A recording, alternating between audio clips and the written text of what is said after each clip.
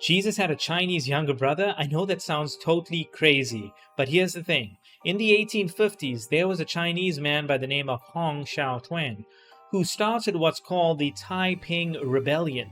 Now, what exactly happened here? So here's this guy, Hong, who fails his civil service exam, and he then reads a bunch of leaflets that were left by some Christian missionaries, and he has visions about God or Jesus, where he gets told by God, and this is all from what he says, that he is Jesus' younger brother and that he was sent to earth to complete the mission of Jesus and to bring about a heavenly kingdom on earth, which is what he tries to do. He starts the Taiping Rebellion, and the word Taiping means supreme peace. And how did it happen? Well, through war, okay? Now, obviously, this sounds totally insane. Who would believe this guy, of course, right? I mean, this is not like it's 1,000 years ago. This is 150 years ago. This is like in the time of your great-great-grandfather.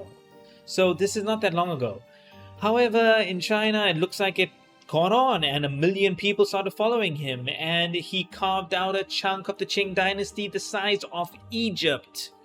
The size of Egypt. And in doing this, roughly 20 to 30 million people were killed. 20 to 30 million, that's more than World War I. All in one country, in China. In any case, the Qing dynasty managed to get rid of him, and this happened after a siege and many, many years. This severely weakened the Qing dynasty significantly, permanently. And there are many rumors about how did Hong actually die. Some people say that it was by poison, some people say that he got sick, but in any case, when the Qing, let's say soldiers, when they got into his kingdom, they exhumed his body and beheaded it and took his head back to Beijing. So that's how that story ended.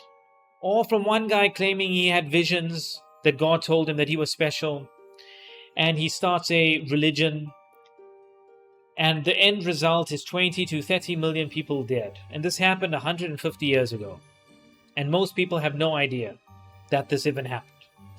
Now, the lesson for all of us here is that whatever religion you are in, whatever worldview you have, make sure you spend a decent amount of time trying to prove it wrong.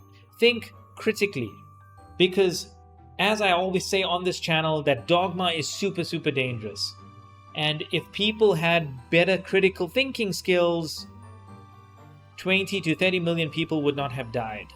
If you like this video, guys, feel free to leave me a like and subscribe to the channel. All the best and take care.